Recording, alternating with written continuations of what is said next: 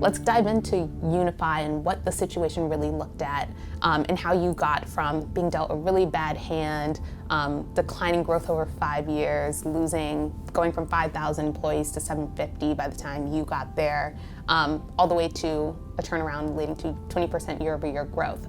What did that situation look like from a business perspective when you entered the company? And just tell us about the situation and how you actually changed it. So when I got to Unify Siemens, the business, I ran the North American geography. I was essentially the CEO of the North American geography for Unify. The business had had 5 consecutive years of double-digit decline. 5 years previous, we had 5,000 employees, and we had been reduced to 750. And that's what I stepped into. So the global company, we had 4 regions that made up the global company. The board had hired McKinsey to come in and help us, and when I arrived, McKinsey had a strategy for me in North America already. And they had a strategy for each of the regions. But they had a strategy for me in North America, which involved me, within the first 2 weeks of me being hired, to reduce my employee base from 750 to, I think it was 378, something like that. Nearly half. It was literally, I went to Munich, the company was headquartered in Munich, and we met with each of our regional leaders met with McKinsey, and we were presented with the strategy, your plan, that we were supposed to execute. And I told them, I'm not going to lay off half of my employees in the next 2 weeks. I'm not. I need to understand what's happening with my business, and if we need to reduce our headcount to save the business, we will. But I'm not sure we have to do that yet. Let me look at the growth levers first. Morale was very low, obviously, as you would expect, and the business was struggling, and if we continued our current behavior, we were going to be out of business within a year.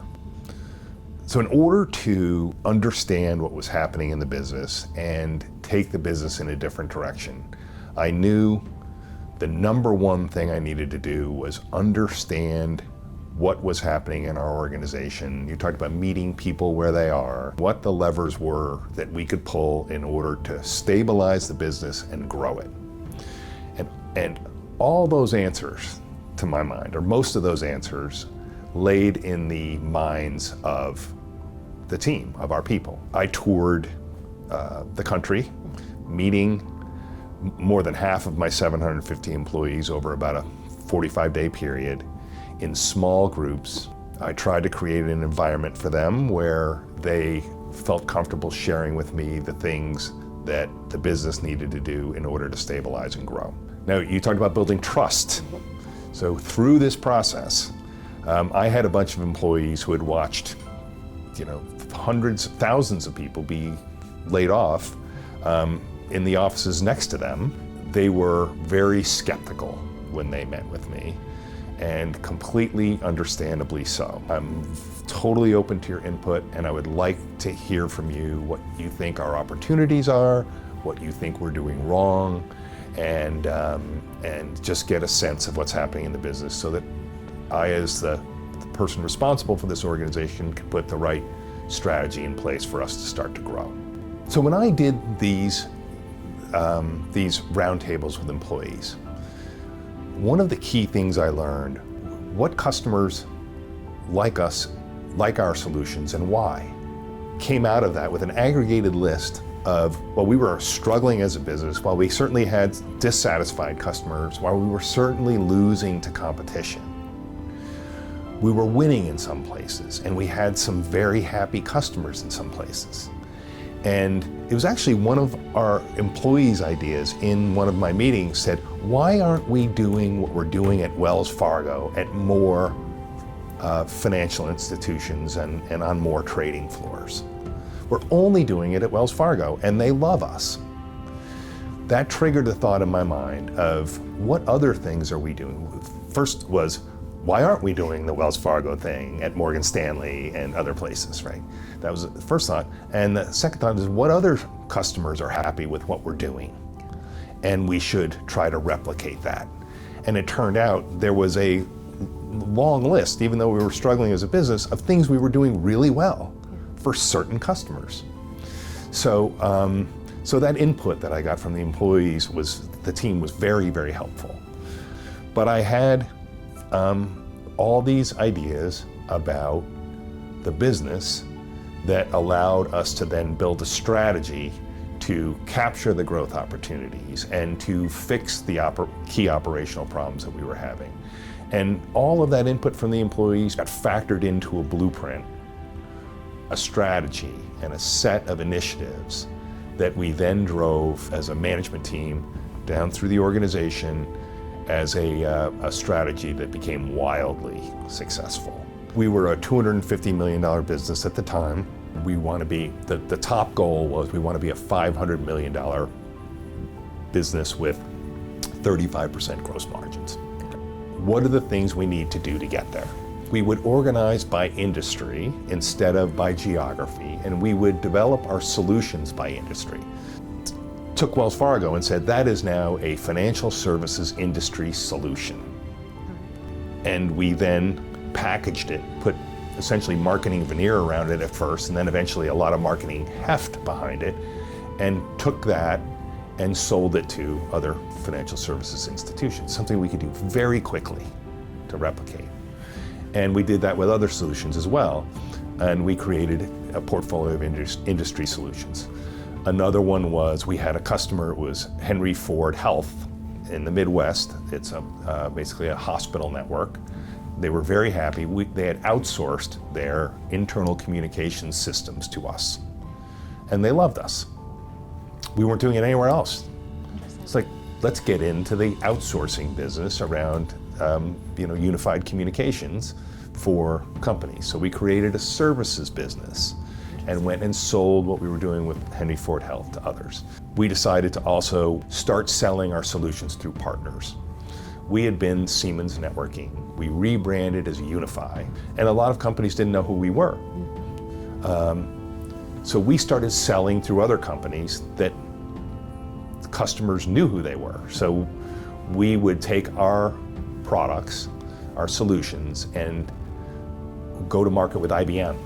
They would sell a big solution for, say, $500 million. We would have a $50 million piece of that as a subcontractor. The customer would never even know we were in it. They would be buying a solution from IBM, and they're like, the customer saying, we're talking to IBM. And for us, we got the value of their brand in the entree to a customer we never would have been able to penetrate.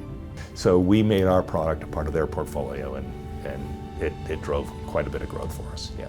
Wonderful, wonderful. Dan, something I want to highlight here is the resourcefulness. Coming into this, not only did you have pressure to cut your team and things weren't going well, there weren't a ton of, as I understand it, discretionary funds or the opportunity to build out new solutions and go out and acquire new people or new clients. So you really had to do the best you could with what you had. That's right. We had to be very resourceful, and there really weren't any discretionary funds. It was, your G&A needs to come down 25% this year. But it wasn't as hard as you might think. There's sort of a question, what are our assets? How can we leverage them? And the key assets there were our existing customers who liked us. And later down the road, when we started to thrive, we could invest money in marketing and the product development portfolio and do other things, but we had to be resourceful. But just by repackaging these things, we were able to go talk to new customers with confidence and with a reference. Right. That just became very, very valuable. And then the other thing was, it didn't take a lot of money to invest in getting a few partners. Really? Right? It was really leveraging their resources. So we had to redirect some of our existing salespeople into a partner organization to go recruit working with them.